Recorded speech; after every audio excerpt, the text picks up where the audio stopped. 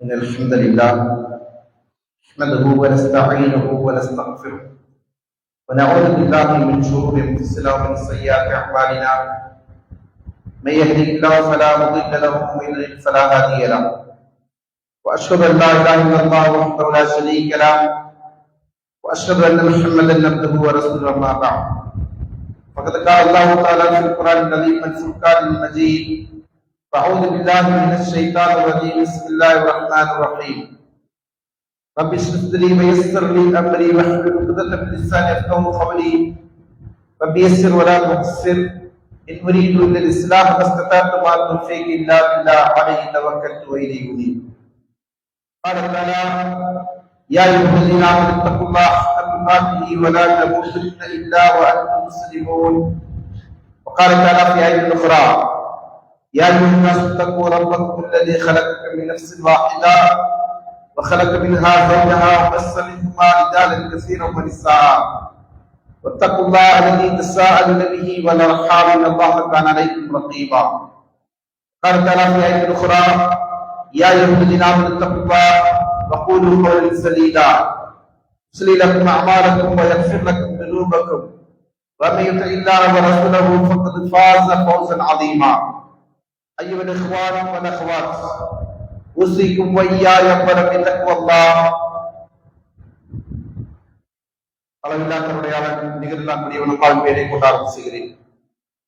அல்லாஹ்வின் சாந்தியும் சமாதானம் நபியுல்லாஹி ஸல்லல்லாஹு அலைஹி வஸல்லம் அவர்கள் மீதும் அவர்களுடைய வழிமுறையை பின்பற்றி வாழ்ந்த சஹாபாக்கள் தாபீன்கள் தபா தாபீன்கள் ஐமாக்கள் இன்னும் நல்லடியார் அனைவர் மீதும் குறிப்பாக அல்லாஹ்வின் இல்லத்தில் அவர் நம்மீது கடமையாக்கியுள்ள ஜுமாவுடைய கொள்கையை நிறைவேற்றுவதற்காக அல்லாஹ்வின் தூதர் அவர்கள் காண்பித்த வழிமுறை பிரகாரம் ஜுமாவுக்கு உரிய நேரத்தில் இங்கே ஒன்று கூடியிருக்கின்ற நம் அனைவர் மீதும் ரஹ்மான் அல்லாஹ்வின் கருணையின் கிருபையும் நிலவற்றிருக்கிற பிரார்த்தனையோடு இந்த ஜுமாவுடைய முதலாம் முறையாக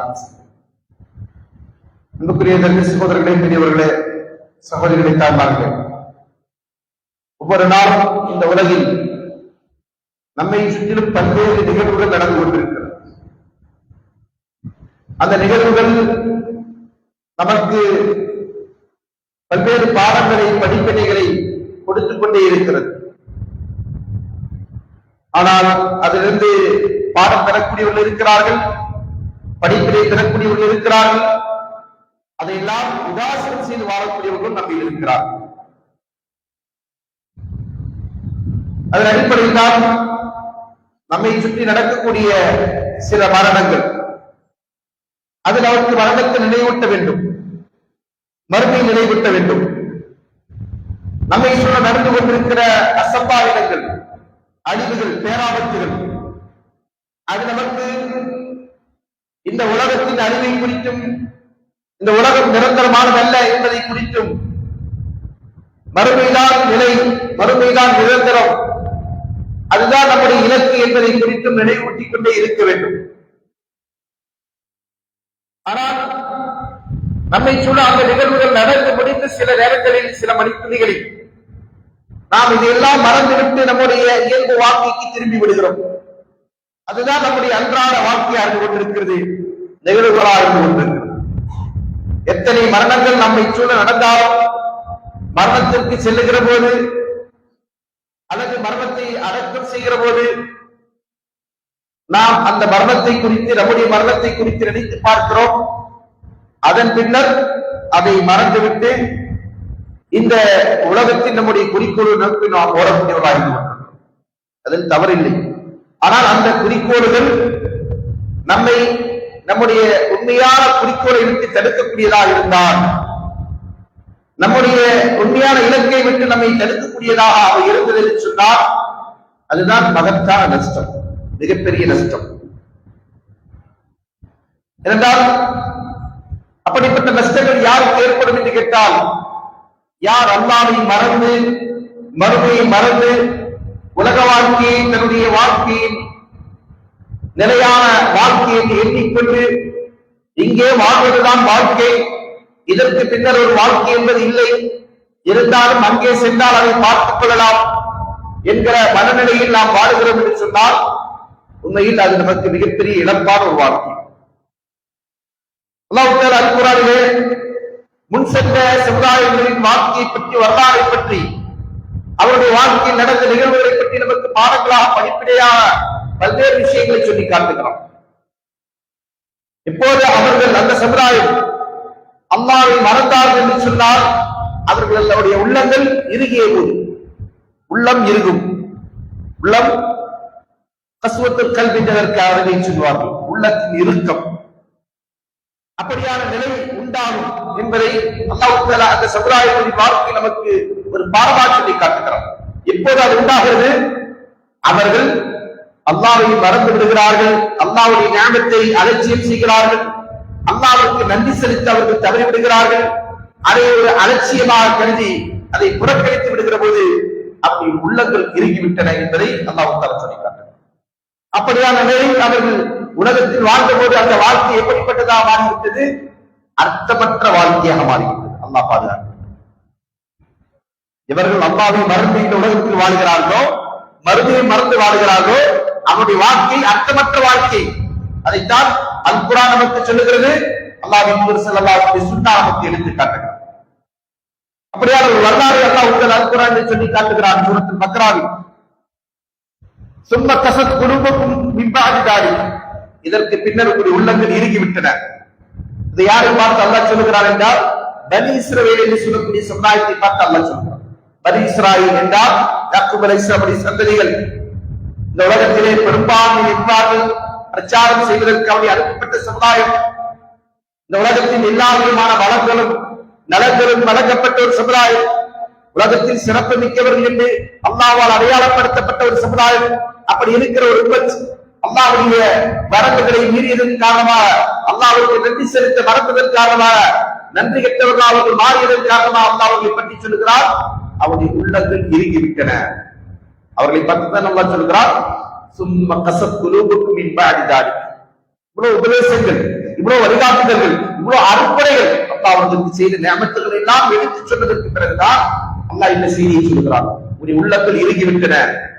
எப்படி இறுகிவிட்டன என்பதை பற்றி சொல்லுகிற போது, ஃபஹியத்தல் ஹிஜாரா அவ் அஷத்து கஸ்வா, அது எந்த அளவுக்கு இருக்கும் என்று சொன்னால், அது பாறையை போன்று மாறிவிட்டது, அல்லது அதை விட கடினமாக மாறிவிட்டது. வசனம், அல்லாஹ் தஆலாவுடைய வசனம் என்பது பறைசாற்றும் வண்ணமாக, இதை படைத்தவன் தான் பேசுகிறார் என்கிற பெருமையை சொல்லும் வண்ணமாக அல்லாஹ் தஆலா இந்த வசனத்திலே நுட்பமான பல்வேறு செய்திகளை சொல்கிறார். உண்மையில் நம்முடைய உள்ளம் என்பது, மனம் என்பது அவ்வளவு இறுக்கமாக மாறக்கூடிய ஒன்றா என்று கேட்டால், அது படைப்புடைய வகையில் அப்படியானது அல்ல. படைக்கப்பட்ட விதத்தில் அது என்னது அப்படியான பொருள் அல்ல. ஆனால் குணத்தால் அது எப்படி மாறும்? பாறையை போன்று, அதை விட கடினமிக்க ஒன்று இருக்கிறதா? இருக்கிறது. ஸ்டீல் இருக்கிறது, இரும்பு இருக்கிறது, இரும்பிலேயே பல வகைகள் இருக்கிறது. அது போன்று கடினத்தன்மை உடையதா அது மாறுவதற்கு வாய்ப்பு இருக்கிறதா என்றால் இருக்கிறது. அந்த இருக்கிறதை நாம் நினைச்சலாம் பல நேரங்களில் பல மனிதர்கள் நம்ம பார்க்கிறோம். தாய் இறந்திருப்பார்கள், இவன் ஒரு நன்றி கெட்ட மகனாக இருந்தால் அவனுடைய உள்ளம் அதை கேட்டு செத்திடப்படாது. அதை ஒரு வளமையான வாடிக்கையான நிகழ்வை கொண்டவர் கடந்து செல்வார். தன்னுடைய பிள்ளை இறந்திருப்பார், அதையும் அவர் என்ன செய்வார்? மிக எளிதாக எடுத்துக் கொள்வார். அதே போன்று அவருக்கு யாராவது எதையாவது பற்றி உபதேசம் செய்தார், அந்த உபதேசத்தை காது கொடுத்து கேட்க மாட்டார். அதை கேட்பதற்கு அவருடைய மனம் தயாராக இல்லை. இப்படியான பல்வேறு கட்ட நிலைகளை நாம் பல மனிதர்களிடத்தில் கண்டிருப்போம். அல்லாஹ்வின் ஸல்லல்லாஹு அலைஹி வஸல்லம் அவர்கள் ரஹ்மத்துல் லில் ஆலமீன், அந்த அல்லாஹ்வின் தூதர் அவர்கள் தன்னுடைய மகன், தனக்கு ஏராளமான பிள்ளைகள் அல்லாஹ் தந்திருக்கிறார், அதில் ஒரு மகன் இறந்த போது அல்லாஹ்வின் தூதர் அவர்கள் அழுகிறார். சஹாபாக்கள் அவரை சூழ இருக்கின்ற தோழர்கள் கேட்கிறார்கள், யார சொல்லலாம், நீங்களும் அழுகிறீர்கள் அல்லாஹ்வின் தூதர் அவர்களே? நபி ஸல்லல்லாஹு அலைஹி சொன்னாங்க, இது மனிதனுடைய உள்ளத்தில் இருந்து கொண்டிருக்கிற கருணையின் வெளிப்பாடு. நானும் மனிதன், சராசரி மனிதன், ரத்தமும் சதையும் கொண்டிருக்கக்கூடிய ஒரு மனிதன் என்கிற காரணத்தினால் எனக்கு உணர்வுகள் இருக்கிறது. அந்த உணர்வின் காரணமாக, அந்த உணர்வு உள்ளத்தில் இருந்து கொண்டிருக்கிற நிலைப்பாடு, அதன் காரணமாக நான் என்ன செய்கிறேன், அழுகிறேன் என்று சொன்னார். மனிதனாக இருந்தால் அவனுக்கு பாறையை போன்று இறுக்கமான நிலை இருக்காது என்பதைத்தான் அல்லாஹ் தஆலா இந்த வசனத்தில் நமக்கு பறைசாற்றுகிறார். அல்லாஹ் தஆலா இதை சொல்கிறான், மனிதனாக இருந்தால் ரத்தமும் சதையும் கொண்டிருக்கிற ஒரு மனித படைப்பிற்கு உணர்வு என்பது இருக்கிறது. அந்த உணர்வின் அடிப்படையில் தான் அவன் இந்த உலகத்திலே ஒவ்வொன்றையும் எதிர்கொண்டு வாழுகிறான். அப்படி வாழுகின்றவனுக்கு பார்வையை போன்ற நிலை இருக்காது, இருக்கக்கூடாது என்பதையும் அல்லாஹ் தஆலா சொல்கிறார். ஆனால் அல்லாஹ் தஆலாவுடைய அருள்கொடைகளுக்கு நன்றி செலுத்த மறந்ததன் காரணமாக ஒரு சமுதாயத்தை அல்லாஹ் எப்படி அடையாளப்படுத்துகிறான்? இந்த உள்ளங்கள் எல்லாம் எரிகிவிட்டன. அது எந்த அளவுக்கு இறுக்கமாக என்று சொன்னால், வஹியல் ஹிஜாரா அவ் அஷத்து கஸ்வா, அது பாறையை போன்று இறுகிவிட்டது, இல்லை அதை விட கடினமானது என்று அல்லாஹ் தஆலா அந்த உள்ளங்கள். ஏனென்றால் இதை தொடர்ந்து அல்லாஹ் தஆலா வசனத்திலே அடுத்ததா சொல்லி காட்டுவான், சில பாறைகள் கூட என்ன செய்யும், நீர் கசிவது நீங்கள் காண்பீர்கள். பாறைகள் கூட என்ன செய்யும், நீர் கசித்து வருவதை, அதற்குள்ள ஈரம் இருந்து கொண்டிருக்கிறது. அதான் நம்முடைய பொருள். நம்ம சொல்ல முடியாது, கொஞ்சம் அரகண்டா நடக்கக்கூடியவன், முரட்டுத்தனமா மூர்க்கத்தனமா நடக்கக்கூடியவன், மனசுல கொஞ்சம் கூட ஈரம் இல்லை அப்படின்னு சொல்ல முடியாது. அந்த ஈரமின்மையினுடைய காரணம் தான் அவனிடத்தில் இருந்து கொண்டிருக்கக்கூடிய அரகன்சி, அவனிடத்தில் இருந்து கொண்டிருக்கிற அந்த மூர்க்கத்தனம். அப்படியான நிலை பலருடைய நிலை வாழ்க்கையில் இருந்து கொண்டிருக்கிறது. அல்லாஹ் பாதுகாக்க. இந்த மூர்க்கத்தனமான போக்கு ஒரு மனிதனை எப்படியெல்லாம் மாற்றுகிறது என்று சொன்னார், அவன் யாருக்கெல்லாம் இரக்கம் காட்ட வேண்டுமோ, யாரிடத்திலெல்லாம் அவன் பண்போடு நடந்து கொள்ள வேண்டுமோ, யாருக்கெல்லாம் அவன் உபகாரங்களை செய்ய வேண்டுமோ, அப்படிப்பட்டவர்களை விட்டு தன்னுடைய கருணையை அவன் அகற்றி விடுகிறான். பெற்றோரை மதிப்பதில்லை, பிள்ளைகளை நேசிப்பதில்லை, மனைவியை அன்பாக அரவணைப்பதில்லை, மனைவிக்கான உரிமைகளை கொடுப்பதில்லை. இப்படி அவன ஒரு காட்டு மிராண்டியை போன்று, ஏன் அதை விட மோசமானவனா அவனை இந்த சமுதாயத்திலே நாம் பார்க்கிறோம். இப்படியான நிலைக்கு காரணம் என்ன? உள்ளத்தில் இருந்து கொண்டிருக்கிற கஸ்வத்துல் கல்ப் என்பதை அல்லாஹ் தஆலா நமக்கு இந்த வசனத்தில் சொல்லி காட்டுகிறான். இமாம் குர்துபி ரஹ்மத்துல்லாஹி சொல்கிறார், இதற்கு விளக்கமாக ஒரு மனிதனுடைய உள்ளத்திலே இந்த கஸ்வத்துல் கல்ப், உள்ளத்தின் இறுக்கம், உள்ளத்தின் வறட்சி என்பது அது அந்த உள்ளத்தில் பணிவு, அதே போன்று அல்லாஹ்வுடைய வசனங்களுக்கு கட்டுப்படுதல் என்கிற நிலை இல்லாமல் போனதுடைய வெளிப்பாடு என்பதாக சொல்கிறார். இது எதுவுமே அவனுடைய உள்ளத்தில் இல்லை. அல்லாஹ்வுடைய வசனங்களுக்கு கட்டுப்பட வேண்டும், அதற்கு முன்னால் நாம் பணிய வேண்டும். நான் ஒரு சாதாரண மனிதன், எனக்கு மேலே என்னுடைய ரப்பர் இருக்கிறான், இந்த பறந்து விரிந்து கிடக்கின்ற பிரபஞ்சத்தை படைத்தவன் ஒருவன் இருக்கிறான், அவன் மகா வல்லமை மிக்கவன், ஆற்றல் மிக்கவன். அப்படியான எண்ணங்கள் இல்லாமல் இவன் என்ன நினைக்கிறான், நான் பெரியவன், நான் எண்ணுவதை செய்யக்கூடிய அளவுக்கு வலிமை மிக்கவன், ஆற்றல் மிக்கவன், அதிகாரம் மிக்கவன் என்றெல்லாம் அவன் தன்னைத்தானே தற்பெருமை பண்ணி தற்பெருமைக்கு ஏற்படுத்திக் கொண்டு அதன் காரணமாக அவன் இஸ்லாம் அவருடைய உள்ளத்திலே இது போன்ற இறுக்கத்தை ஏற்படுத்திக் கொள்கிறான் என்பதை இமாம் அவர்கள் சொல்லி காட்டுகிறான். இந்த வசனத்திற்கு விளக்கமாக இப்படிப்பட்ட உள்ளங்களின் நிலை என்ன? அல்லாஹ் சொல்லுகிறான், அல்லாஹ்வை நினைவு விட்டு எந்த உள்ளங்கள் இறுகி இருக்கிறதோ அதற்கு நாசம்தான், அழிவுதான். அவருடைய அழிவு இம்மையிலும் இருக்கும், வறுமையிலும் இருக்கும். இம்மையில் அவர்களுக்கு எப்படிப்பட்ட அழிவுகள் ஏற்படுகிறது? இந்த உலகத்திலே எந்த அடக்குமுறையாளரும் நிலையான வாழ்ந்ததாக சரித்திரமில்லை, நிலையாக வாழ்ந்த சரித்திரமில்லை. அதே போன்று அவர் நன்றாக வாழ்ந்ததும் சரித்திரமில்லை. எல்லா அடக்குமுறையாளர்களும், எல்லா ஒடுக்குமுறையாளர்களும், எல்லா அநியாயக்காரர்களும் இந்த உலகத்தில் ஒரு நாள் வீழ்ந்திருக்கிறார்கள். அதே போன்றுதான் பல்வேறு குடும்பங்கள், குடும்ப அமைப்புகள் இது போன்ற மூர்க்கத்தனமான குணமுடையவர்களால், பண்புடையவர்களால் அந்த குடும்பம் சிதிலமடைந்திருக்கிறது, சின்னாபின்னமாய் இருக்கிறது, உறவுகள் சீர்கெட்டு போயிருக்கிறது, பெற்றோர்கள் பிரிந்திருக்கிறார்கள், பிள்ளைகள் பிரிந்திருக்கிறார்கள், உறவுகள் இல்லாமல் வேறொரு போயிருக்கிறார்கள் என்பதையெல்லாம் கண்கூடா பார்த்துக் கொண்டிருக்கிறோம். இதற்கெல்லாம் பின்னாடி இருந்து கொண்டிருக்கிற மோசமான நிலை என்ன என்று கேட்டால், அதைத்தான் அல்லாஹ் தஆலா அல்-குர்ஆனிலே இந்த வசனங்கள் மூலமாக நமக்கு சொல்லி காட்டுகிறார். உள்ளத்தின் இறுக்கம், இந்த உள்ளம் இறுக்கம் என்பது ஒரு மனிதனை இந்த உலகிலும் நிம்மதியா இருக்க விடாது, மறுமையில் அவனுக்கு எனது சொல்கிறார், அவர்களுக்கு மறுமையில் நஷ்டம், இழப்புதான், நாசம்தான் என்று அவர் சொல்லி காட்டுகிறார். இமாம் சஅதி ரஹ்மத்துல்லாஹி இந்த வசனத்திற்கு விளக்கம் சொல்லுகிற போது சொன்னார்கள், அல்லாஹ்வுடைய வசனங்களுக்கு முன்னால் அவருடைய உள்ளங்கள் படிவதில்லை, அல்லாஹ்வுடைய வசனங்களை அவர்கள் நினைவுறுவதில்லை, அதை நினைவுறுவதனால் அவர்கள் உள்ளங்கள் அமைதி பெறுவதில்லை. மாறாக தன்னுடைய ரப்பை விட்டு, நம்முடைய வசனங்களை விட்டு அவர்கள் முகம் திருப்பிக் கொள்ளக்கூடியவர்களாக, அதை உதாசீனம் செய்யக்கூடியவர்களாக இருந்து கொண்டிருக்கிறார்கள். இத்தகைய மக்களுக்குத்தான் மிகப்பெரிய அழிவும் மிகப்பெரிய கேடும் இருந்து கொண்டிருக்கிறது என்பதைத்தான் அல்லாஹ் தஆலா இந்த வசனத்திலே சொல்லி காட்டுகிறார் என்பதாக சொன்னார். அப்படியானால் ஒருவருடைய உள்ளத்திலே இந்த இரக்கம் என்பது இல்லாமல் போனால், பரிவு என்பது இல்லாமல் போனால், அந்த உள்ளம் இறுகியதாக மாறிவிட்டால் அந்த படைப்பு அல்லாஹ்வுடைய கோபத்திற்கு ஆளானது. யார் அந்த மனிதனோ? அந்த மனிதன் யாரு?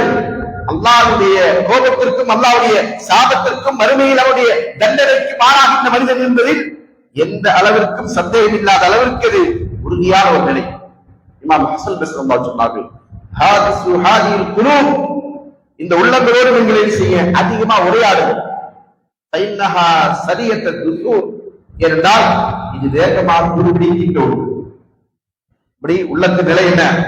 உள்ளம் என்பது எப்போது நாம் அதை சீரா வைத்துக் கொள்ளாவிட்டால் அது சீர்கட்டிவிடும், அது பாழடைந்து விடும், அது பழைந்தறிந்து விடும். எந்த அளவுக்கு என்று சொன்னால் அது துருபிடித்து விடும். எனவே நீங்கள் என்ன செய்யுங்க, அந்த உள்ளத்திடத்தில் அதிகமாக பேசுங்கள். எதை கொண்டு பேசுவது? அல்லாஹ்வுடைய நினைவுகளை கொண்டு பேசுவது, அல்லாஹ்வின் வாக்குறுதிகளை கொண்டு பேசுவது, அல்லாஹ்வின் எச்சரிக்கைகளை கொண்டு அந்த உள்ளத்திற்கு நாம் நினைச்சோம் நினைவூட்டி கொண்டிருக்க வேண்டும். அப்படி இல்லாவிட்டால் அந்த உள்ளம் நம்மை பாழான ஒரு உள்ளம் பாழாகிவிடும் என்பதோடு மட்டுமல்லாமல் நம்முடைய அழிவுக்கும் அது காரணமாகிவிடும் என்பதைத்தான் இந்த செய்தி நமக்கு உணர்த்துகிறது. அப்படியான நிலை இன்றைக்கு பலருக்கும் இருந்து கொண்டிருக்கிறது. இதன் காரணமாக இதனுடைய வெளிப்பாடுகள் என்ன? நம்ம எல்லாம் நினைப்போம், இந்த விஷயங்கள் இதெல்லாம் நமக்கு தேவையா அப்படின்னு சில நேரத்தில் நம்முடைய எண்ணங்களில் ஊசலாட்டங்கள் ஏற்படும். அப்படியான நிலை வந்தால் அது நமக்கு ஷைத்தான் தரக்கூடிய எண்ணங்கள். இந்த ஷைத்தான் நம்மளை என்ன செய்வான்? எது நம்முடைய பிரச்சனையோ அந்த பிரச்சனையை நம்ம காது கொடுக்கிறதுக்கு அவன் நம்மளை விடமாட்டான். இது அவனுடைய டாக்டிஸ். நம்ம பிரச்சனை என்னவோ அதை நாம என்ன செய்யக்கூடாது, காது கொடுக்க கூடாது. ஒரு நிகழ்ச்சிக்காக வெளியூர் சென்று இருக்கிற போது ஒருவர் சொல்றார், ஒருவன் முஸ்லிமா இருக்கிறவர் தூக்கிட்டு தற்கொலை செய்து கொண்டு மரணித்து விட்டான். அவர் தீக்கரையில முன்னாடி நின்று கொண்டு நியாயம் பேசுகிறார். எப்படி பேசுறாருன்னா, கையில சிகரெட் வச்சு ஊதிட்டே இருக்கிறார். கையில சிகரெட் வச்சு ஊதிட்டே இருக்கிறார். ஊதிட்டு இருக்கிறவர் சொல்றாரு, இது மாதிரி எல்லாம் ஒருத்தர் அவனுடைய உயிரை வாய்ப்பு கொடுத்துட்டு அல்லா அமைதி எல்லாம் தரல அப்படின்னு சொல்லிட்டு டீ குடிச்சிருக்க என்ன பார்த்துட்டு சொல்றாரு, அப்படி சரிதான நான் சொன்னது அப்படின்னாரு. ஆமா, நீங்க சொன்னது சரிதான். அப்படி யாரையும் தற்கொலை செய்து கொள்வதற்கும் உயிரை வாய்த்துக் கொள்வதற்கும் அழித்துக் கொள்வதற்கும் அல்லாஹ் யாருக்கும் அனுமதி கொடுக்கல. நீங்க கையில வச்சிருக்கீங்க, அதற்கும் உங்களுக்கு அல்லாஹ் அனுமதி கொடுக்கல. அதுக்கு உங்களுக்கு ஹராமாக்கியது அப்படின்னு சொன்னோன்னே அப்படி இப்படி வச்சுல சிரிக்கிறார். அவருக்கு வெட்கம் வருது. ஆனா அது என்ன இல்ல, அவரால் அதை தவறு எடுத்துக்கொண்டு இது ஹராமா, அல்லாஹ் ஹராமாக்கிய விஷயமா, இது எனக்கு அறிவை தருகின்ற ஒன்றா, இதோ நான் தூக்கி எறிகிறேன் என்கிற நிலைக்கு வர முடிகிறதா என்றால் இல்லை. ஏன்னா ஷைத்தான் நம்மளை என்ன செய்யறான், அப்படித்தான் நம்மளை அவனுடைய வலையில் சிக்க வைத்திருக்கிறான். இது நம்முடைய பிரச்சனையோ அது நம்மள்ட்ட கேட்க விட மாட்டோம், அதுக்கு காது கொடுக்க மாட்டோம். நான் கரெக்டா தானே இருக்கிறேன், நான் என்னப்பா சிகரெட் தான் குடிக்கிறேன், தண்ணி அடிக்கிறேன் அப்படின்னு சொல்லி கேட்க வச்சுக்கோம். தண்ணி அடிக்கிறவன் கேட்ட தண்ணி அடிக்கிறேன், நான் யாருக்கு எந்த தொந்தரவு பண்றது இல்லை, நான் பாட்டு வாய் உண்டு வேலை உண்டுன்னு போய் படுத்துருவேன். அடிச்சு பிடிச்சா குப்பரை படுத்து கவுத்து பறிச்சு படுத்துருவேன். நான் வேற யாருக்கு எந்த தீங்கு தரது இப்படி அவன் நியாயம் பேசுவான். இப்படித்தான் பேசுவாங்க எல்லாரும். அவர்கள் செய்கின்ற தவறுகளுக்கும் பாவங்களுக்கும் சரியான வக்கீல்களாக இருந்து கொண்டு வாதிடக்கூடியவர்களாக இருப்பார். இந்த நிலை நம்முடைய உள்ளத்தின் இறுக்கத்தை காட்டுகிறது. அதனால்தான் ஒரு மனிதனத்தில் உள்ள இறுக்கம் என்று சொன்னால் அவனிடத்தில் என்னெல்லாம் வெளிப்பாடுகள் தோன்றும். இதைத்தான் நம்ம இடத்தில் இருக்கா என்பதை உரசி பார்ப்பதற்கான வழி. என் உள்ளம் இறுகி இருக்கிறதா அல்லது அது வெண்மையானதாக இருந்து கொண்டிருக்கிறதா, அல்லாஹ்வுடைய வசனங்களுக்கு பணியக்கூடியதாக இருந்து கொண்டிருக்கிறதா, அல்லாஹ்வின் வாக்குறுதிகளை நம்பக்கூடியதாக ஏற்று அதற்கென்று படித்து வாழக்கூடியதாக நடைமுறைப்படுத்தக்கூடியதாக இருந்து கொண்டிருக்கிறதா என்பதை நாம் உரசி பார்ப்பதற்கான உரைகள் இதுதான். என் உள்ளத்திலே அல்லாஹ் நமக்கு கடமையாக்கி இருக்கிற இபாதத்துகளை செய்வதை விட்டு சோம்பேறித்தனம் இருந்தால், என் உள்ளம் அதை செய்வதற்கு ஆர்வப்படாமல் இருந்தால், நன்மையான காரியங்களில் நான் வரம்பு மீறக்கூடியவனா அல்லது நன்மையான செயல்களை செய்வதில் ஆர்வம் இல்லாதவனா நான் இருக்கிறேன் என்று சொன்னால் என்னிடத்தில் உள்ளம் இறுக்கம் இருக்கிறது, என்னுடைய மனம் இறுக்கமாக இருந்து கொண்டிருக்கிறது என்று அதற்கு அடப்படும். அதற்கு அடுத்தபடியாக இரண்டாவது, அல்லாஹ்வுடைய வசனங்களை கேட்கிற போது, இன்னைக்கு நம்ம வசனங்களை கேட்பதற்கு 1000 வழிகள் இருந்து கொண்டு ஒரு காலம் இருந்தது. மதரசாவுக்கு வந்தார், மஸ்ஜிதுக்கு வந்தார், அப்போது மட்டும்தான் நாம் என்ன செய்ய முடியும், அல்லாஹ்வுடைய வார்த்தைகளை அல்லாஹ்வுடைய கலாமை கொண்டு உள்ள உபதேசங்களை செவிமடுக்க முடியும், போதப்படுவதை கேட்க முடியும். ஆனா இன்றைக்கு எப்படியா நிலை? நம்முடைய உள்ளங்கையில், நம்முடைய பாக்கெட்டிலும் பையிலும் இருந்து கொண்டிருக்கிற மொபைல்கள், அதிலே எத்தனை ரீல்ஸ், எத்தனை ஸ்டேட்டஸ், அதில் எத்தனை கால்கள், கிராக்குகள், அதே போன்ற பிரதேசங்கள், யூடியூப், வாட்ஸ்அப், பேஸ்புக் எல்லாம் சேர்ந்து பரவி கிடக்கிறது. நாம் அதை கேட்பதற்கு ஈடுபாடு கொடுக்கிறோமா இல்லையா? இதை கேட்கிற போது நமக்கு சரிப்படுகிறது. ஆனால் அதே நேரத்தில் அதற்கு மாற்றமாக செய்கிறோம். கண்டது கடியது பேசக்கூடியவருடைய உரைகளை செய்வெடுக்கிறோம், அல்லது வீணான செய்திகளை தாங்கி நிற்கக்கூடிய சினிமாக்கள், உலக மோகங்களை மட்டுமே ஊட்டக்கூடிய ஆபாசங்கள், வன்முறைகள், இது எல்லாரும் காது கொடுத்து கேட்கிறோம். அதற்கு நம்மை செவிசாய்க்கிறோம். அல்லாஹ்வுடைய கராரை செய்வெடுப்பதற்கு, அல்லாஹ்வுடைய வசனங்கள் நம்மிடத்திலே ஏறுகின்ற விஷயங்களை, விளக்குகின்ற விஷயங்களை அறிந்து கொள்வதற்கு, அதை கேட்பதற்கு நம்முடைய உள்ளம் தயாராக இருந்து கொண்டிருக்கிறதா? அல்லது அந்த நேரத்திலே அதை கேட்கிற போது நம்முடைய உள்ளம் அதற்கு படுகிறதா என்பதை தான் நாம் சிந்தித்து பார்க்கணும். அப்படி ஒரு நிலை இல்லை என்று சொன்னால் அது நம்முடைய உள்ளம் இறுகிவிட்டதனுடைய வெளிப்பாடு. ஏனென்றால் அல்லாஹ் தஆலா சொல்கிறான், ஃபதக்கிர் பில் குர்ஆன் மை யகாஃபு வஈத். அல்லாஹ்வுடைய எச்சரிக்கைகளை யார் அஞ்சுகிறார்களோ அவர்களுக்கு நீங்கள் இந்த குர்ஆனை கொண்டு உபதேசம் வழங்குங்கள். குர்ஆன் உபதேசி மனித சமுதாயத்திற்கான எல்லா வழிகாட்டுதலையும் உபதேசத்தையும் தரக்கூடிய ஒன்றுதான் குர்ஆன். அதை நாம் பேசுகிறோம்.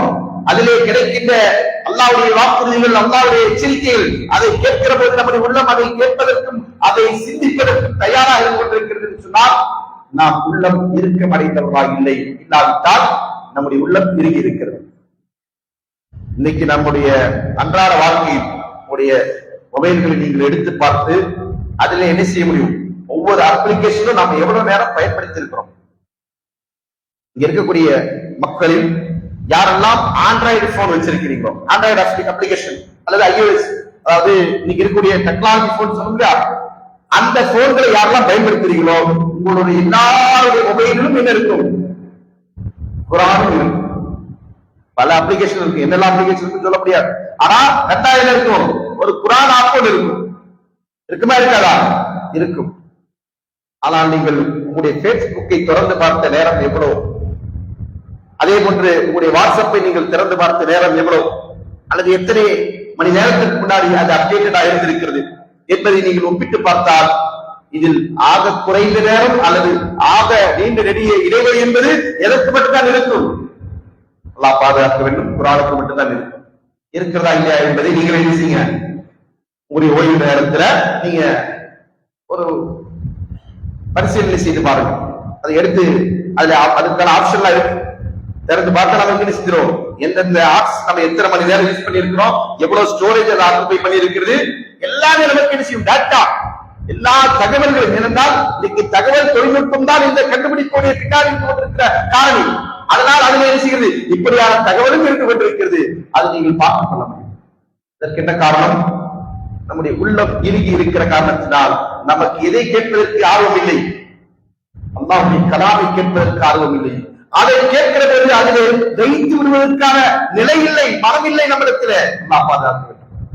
ஆனால் இசை கேட்கிற போது, பாடல்கள் கேட்கிற போது, கவிதைகள் கேட்கிற போது, கதைகள் கேட்கிற போது, இன்னும் கற்பனைகளை கேட்கிற போது அதிலெல்லாம் நம்முடைய உள்ளம் என்ன செய்கிறது? லயிக்கிறது, அதற்கு நேரம் செலவிடுகிறது. இன்னும் சில பேர் என்ன செய்வாங்க? அட்வான்ஸ்டா சொல்லுவாங்க, பயான் தான் நம்ம பள்ளியை போய் கேட்கிறோம் இல்லையா, பயானுக்கு தான் நம்ம நேரம் போய் கேட்கிறோம் இல்லையா. இதுல என்ன? இதுல நாங்க நியூஸ், உலக நடப்புகளை தெரிந்து கொள்கிறோம். உலக நடப்புகள் நீங்கள் ஒரு நிமிடம் தெரிந்து கொண்டால் அதிலே உங்களுக்கு தேவையானது 1% இருக்கிறது என்று சொன்னால் 99% உங்களுக்கு எந்த பிரயோஜனம் மற்ற பாவத்தை மட்டுமே வாங்கித் தரக்கூடிய பல நிகழ்வுகள் அதிலே உங்களுக்கு வந்து. அதனால நம்ம அவாய்ட் பண்ணி ஃபில்டர் பண்ணி நம்மளால பார்க்க முடியும். அப்படி ஒரு நிலை இருக்கிறதா? இல்ல. இப்படியான சூழலில் நாம் இருக்கிறோம். அல்லாஹ்வுடைய நினைவை நாம் நம்முடைய உள்ளத்திலே குறைத்துக் கொண்டிருக்கிற காரணத்தினால் நம்முடைய உள்ளங்கள் இறுகிக் கொண்டிருக்கிறது. மூன்றாவது, நாம் உலகத்தோடு அதிகமாக மோகம் கொண்டிருக்கிறோம். உலக மோகத்தின் காரணமாக மறுமையை பற்றி சிந்தனை நம்ம குறைத்துக் கொண்டிருக்கிறோம் என்கிற காரணத்தினால் ஆரம்பத்தில் சொல்லி காட்டினேன் அல்லவா, மரணத்திற்கு சென்றாலும், மரண வீட்டுக்கு சென்றாலும், ஏன் கபரிஸ்தானுக்கே சென்றாலும் கூட நம்மில் அதிகமானவர்கள் எதை பற்றி அதிகமாக பேசிக் கொண்டிருக்கிறார்கள் கேட்டால் எதை பேசிட்டு இருக்கிறோம்? இன்னைக்கு என்னுடைய சகோதரன், நாளைக்கு நான் இதே இடத்தில், நாம் இந்த உலகத்தில் என்ன சம்பாதித்தோம், மறுமைக்காக என்ன சேமித்து வைத்திருக்கிறோம், எதை அல்லாஹ்வுடைய பாதையில் கொடுத்திருக்கிறோம், நாளை நான் மௌத்தாகிவிட்டால் எனக்கு அல்லாஹ்விடத்தில் ஈடேற்றம் இருக்கிறது என்கிற எதிர்பார்ப்பை, நம்பிக்கையில் எதிர்பார்ப்பு, அப்படியாவது இருப்பதற்கு ஏதாவது சூழல் இருக்கிறதா என்று கேட்டால் என்ன இல்ல, எதுவுமே இல்ல, வெறுங்கையா இருந்து கொண்டிருக்கிறோம்.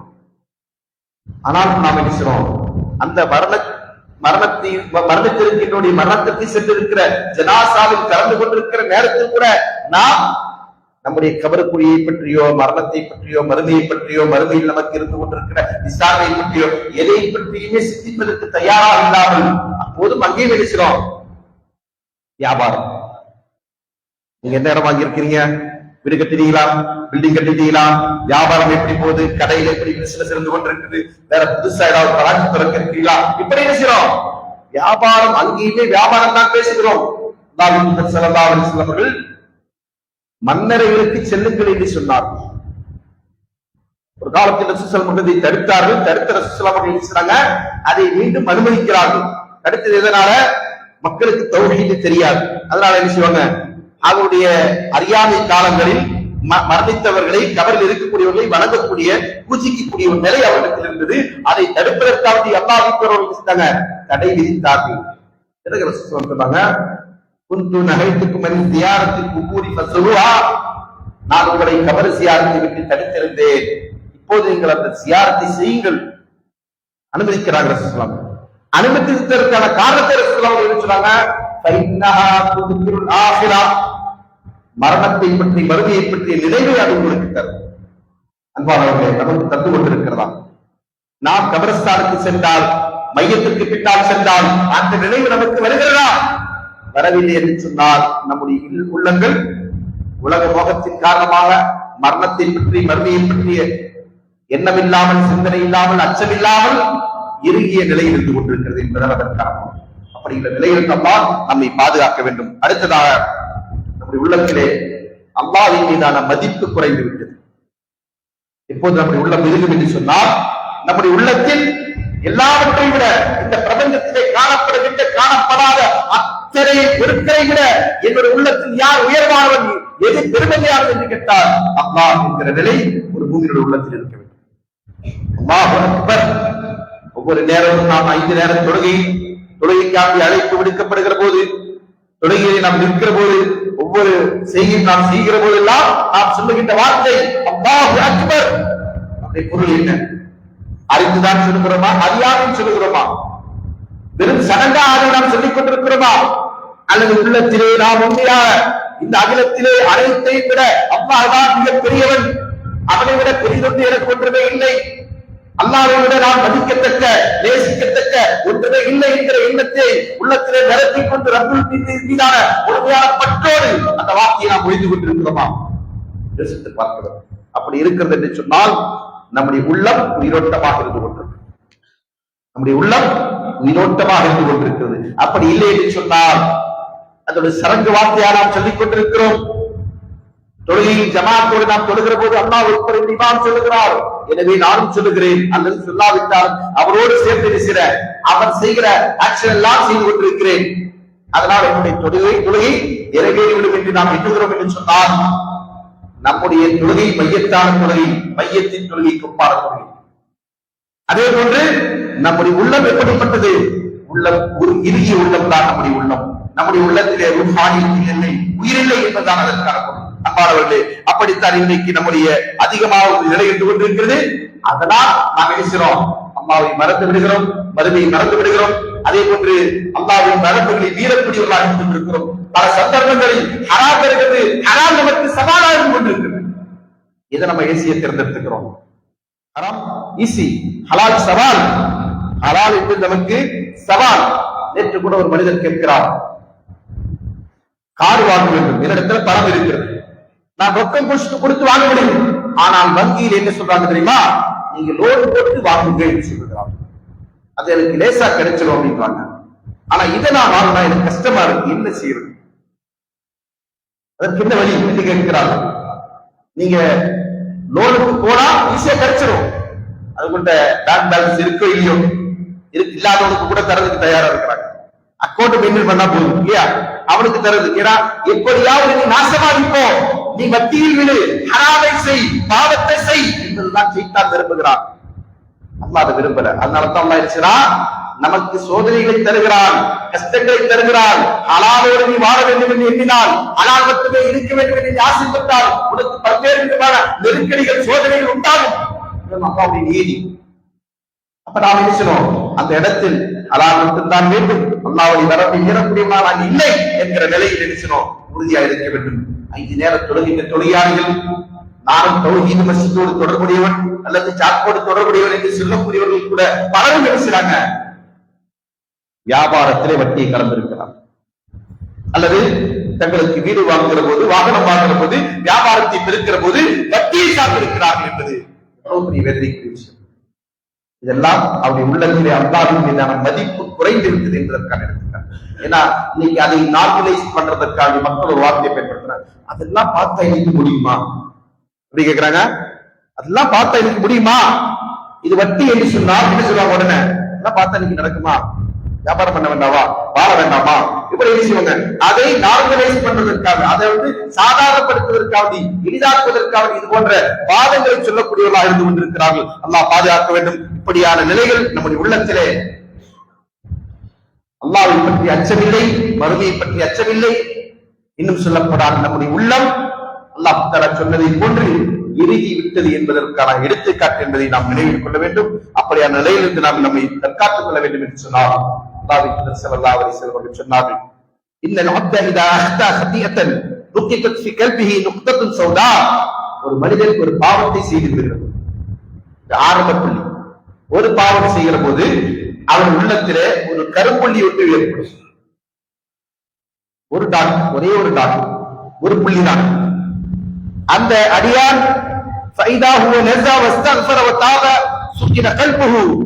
அந்த அடியான் அந்த பாவத்திலிருந்து அவன் மீண்டு அல்லாஹ்விடத்திலே பாவ மன்னிப்பு தேடி தன்னை அறிந்து அவன் தூய்மைப்படுத்திக் கொண்டார் என்று சொன்னால் அவருடைய உள்ளம் தூய்மையாக இருக்கும். அந்த ஒரு டாட்டு கூட, அவருக்கு ஒரு கருப்புள்ளி கூட இல்லாமல் சுத்தமாயிடும். அதே நேரத்தில் அந்த பாவத்தின் பக்கம் திரும்புகிறார் என்று சொன்னால் அந்த கருப்புள்ளி அப்படியே அதிகரித்து விடும். எந்த அளவுக்கு சொன்னால் அதோடைய கல்வியை நிகழ்ச்சி விடுகின்ற அளவுக்கு, அவருடைய கல்வியை ஒட்டுமொத்தமா ஆதிக்கம் செலுத்தும் அளவிற்கு அந்த கரும்புள்ளி அவருடைய உள்ளத்தை ஆக்கிரமித்து விடும் என்று சொல்லிவிட்டு இதுதான் அல்லாஹ் தஆலா அல்-குர்ஆனில் சொல்லி காட்டுகின்ற உள்ளத்தின் துரு என்பதாக உள்ளத்தில் பிடிக்கின்ற கரை துரு, இருப்பில ஏற்படுகிற துருவை போன்று உள்ளத்திற்கு துரு ஏற்படும், உள்ளத்திற்கு கரை ஏற்படும் என்பதை அல்லாஹ்வின் தூதர் ஸல்லல்லாஹு அலைஹி சொல்லிவிட்டு இதைத்தான் அல்லாஹ் சொல்லுகிறான், கல்லாமல் ரான அலா குலூபிஹிம் மா கானூ யக்ஸிபூன். அவ்வாறன்றி அவர்கள் செய்து கொண்டிருந்த பாவச் செயலின் காரணமாக அவருடைய உள்ளங்கள் துருபிடித்து விட்டது என்று அல்லாஹ் தஆலா சொல்லுகிறான். அதுதான் அந்த துருவுடைய நிலை என்பதை அல்லாஹ்வின் தூதர் ஸல்லல்லாஹு அலைஹி வஸல்லம் அவர்கள் இந்த வசனத்தை மேற்கோள் காட்டி விட்டு சொல்லுகிறார்கள். எனவே அன்பானவர்களே, இது போன்ற நிலைக்கான காரணம் என்ன? நாம் அல்லாஹ்வை நினைவை விட்டு தூரமாகிறோம், அல்லாஹ்வுடைய வசனங்களை சிந்திப்பதை விட்டு நாம் தூரமாகிறோம். அதே போன்று அல்லாஹ்வை பற்றிய மதிப்பச்சம் நம்முடைய உள்ளத்தில் குறைந்து விடுகிறது. நமக்கு எல்லாவற்றை பற்றியும் அறிவு இருக்கிறது, ஆனால் யாரை பற்றி அறிவில்லை, ரப்புல் ஆலமீனை பற்றி, படைத்தவரை பற்றி போதுமான அறிவு இல்லவே இல்லை என்கிற காரணத்தினால்தான் இது போன்ற நிலை இருந்து கொண்டிருக்கிறது. ஆக இப்படிப்பட்ட நிலையில் நாம் மீள வேண்டும் என்று சொன்னால் அல்லாஹ்வை பற்றிய அறிவை நாம் அதிகமாக பெருக்கிக் கொள்ள வேண்டும், அல்லாஹ்வின் அச்சத்தை நாம் அதிகப்படுத்திக் கொள்ள வேண்டும். அல்லாஹ்வுடைய கலாமை கேட்கிற போது அது நமக்கான உபதேசம், நமக்கான நினைவூட்டல், நமக்கு நன்மைக்காக ரப்புல் ஆலமீன் அருளி இருக்கக்கூடிய விஷயம் என்பதை நினைவில் கொண்டு அதை செவிமடுக்க வேண்டும். அதனுடைய தாற்பயங்களை உள்வாங்கிக் கொண்டு அதை சிந்தித்துக் கொண்டு செயல்படுத்தக்கூடியவர்களாக இருக்க வேண்டும். அதே போன்று அல்லாஹ்வுக்கு அதிகமாக பாவ மன்னிப்பு தேடக்கூடியவர்களாக இருக்க வேண்டும். அப்படிப்பட்ட நிலை இருந்தது என்று சொன்னால் நம்முடைய உள்ளத்திற்கு ஏற்படுகின்ற இது போன்ற கஸ்வத்துல் கல்ப், உள்ளத்தில் இருக்க என்பது நம்மை விட்டு விலகும். அல்லாஹ் தஆலா அப்படி உள்ள நிலை ஏற்படுவதற்குரிய நல்லதொரு வாய்ப்பினை பேசுகின்ற எனக்கு, கேட்கின்ற உங்களுக்கு, நம் அனைவருக்கும் வழங்கி அல்லாஹ்வுடைய பொருத்தத்தை தேடக்கூடியவர்களாக, அல்லாஹ்வுடைய பொருத்தத்தையும் அவருடைய அருளையும் பெற்று நாளை மறுமையில் சொர்க்கம் செல்லக்கூடிய மக்களாக ஆக்கிய கொள்வராக இருக்கிற பிரார்த்தனையோடு அல்ஹம்துலில்லாஹ் ஸலாத்து வஸ்ஸலாமு அலா ரசூலில்லாஹ். நம்முடைய உள்ளத்தில் இறுக்கம் இருந்தது சொன்னால் நன்மையான செயலின் பக்கம் நமக்கு நாட்டம் குறைவு என்பதை இந்த உரையில் நான் குறிப்பிட்டிருக்கிறேன். நன்மையான செயல்களை நாம் செய்ய செய்ய நமக்கும் அல்லாஹ்வுக்கும் மத்தியிலான அந்த நெருக்கம் அதிகரித்துக் கொண்டே இருக்கும். அதே போன்று அதற்கான பிரதிபலனை நன்மையை நாம் மறுமையில் என்ன செய்வோம், இன்ஷா அல்லாஹ் பெற இருக்கிறோம் இல்லையா? அதற்காகத்தான் நம்ம நன்மைகளை செய்கிறோம், நம் தர்மங்களை செய்கிறோம், நாம் உபகாரங்களை செய்கிறோம். எல்லாரும் இதற்காண்டி குறிக்கோள் என்ன? மறுமை வெற்றி, மறுமையில் நன்மை. இங்கே கிடைத்தால் அது அழிந்துவிடும், அங்கே கிடைத்தால் அது அழியாமல் இருக்கும். அப்படிப்பட்ட மறுமை ஆசைப்பட்டு தான் நாம் இருக்கிறோம், எல்லா நல்லவர்களையும் செய்கிறோம். ஆனால் அதை செய்ய விடாமல் நம்மை தடுக்கின்ற சூழ்ச்சிகளில் ஒன்றுதான் உள்ளத்தில் இருக்கும் என்பதை நாம் நினைவில் கொள்ள வேண்டும். எனவே அன்பானவர்களே, இன்றைய தினம் அல்மனார் மதர்சா என்கிற அந்த கல்வி ஸ்தாபனத்திற்காண்டி நம்முடைய ஜுமாவுடைய வசூல் எடுக்கப்படுகிறது. நாம் எல்லாம் அல்லாஹ்விடத்தில் நாம் செய்கின்ற தர்மங்களுக்கு பிரதிபலனை எதிர்பார்க்கிறோம் என்று சொன்னால் அதில் நம்முடைய உள்ளத்தில் எந்த விதமான இருக்கும் இருக்கக்கூடாது. ஷைத்தான் நம்முடைய உள்ளத்தில் என்ன செய்யக்கூடாது? அச்சத்தை தந்துவிடக்கூடாது. இன்ன ஷைத்தான யஇதுகுல் ஃபக்ர வ யஅமுருக்கும் பில் ஃபஹ்ஷா என்று அல்லாஹ் சொல்கிறான். நிச்சயமா ஷைத்தான் என்பவன் உங்களுக்கு என்ன செய்றான்? வறுமையை கொண்டு உங்களை அச்சுறுத்துகிறான். வறுமை, நீ தர்மம் செய்தால், அல்லாஹ்வுடைய பாதையில் கொடுத்தால் உனக்கு வறுமை உண்டாகும். மானக்கணக்கு சேவை செய்வதற்கு விடுகிறான். அங்க நீ எவ்வளவு வேணாலும் செலவு செஞ்சுக்கோ, அதை பத்தி அவன் செய்ய மாட்டான். ஆடம்பரமாக அனாவசியமாக செய்கிற செலவுனா பொருட்படுத்தவே மாட்டான். இப்படியான ஷைத்தானுடைய அச்சுறுத்தலும் இதில் இருந்து கொண்டிருக்கிறது. நிறுவிக் கொண்டு அல்லாஹ்வுடைய பாதையில் கொடுக்கிற போது விசாலமான மனசோடு, தூய்மையான எண்ணத்தோடு இதற்கான பிரதிபலன் ரப்பல் ஆலமீனுக்கு நாம் மறுமை நிரப்பமாக பெற வேண்டும். அதுதான் என்னுடைய மருந்து வெற்றிக்கான ஈடேற்றத்திற்கான வழி என்பதை நினைவில் கொண்டு அல்லாஹ்வுடைய பாதையில் தாராளமாக கொடுப்போம். அல்லாஹ் தஆலா அத்தகைய வாக்கியத்தை நமக்கு வழங்குவானாக. நம்முடைய உள்ளத்தை நாம் அதன் மூலம் சுத்தப்படுத்திக் கொள்வோமாக. அல்லாஹ் அத்தகைய மகத்தான வாய்ப்பை உங்களுக்கு எனக்கு வழங்கட்டும் என்கிற பிரார்த்தனையோடு ரசிக்கிறே. இந்த வாய்ப்பு வைசாக வைத்தாய் கிருபா وينحني المشاء والمنكر والبغي يعظكم لعلكم تذكرون ولذكر الله أكبر والله يعلم.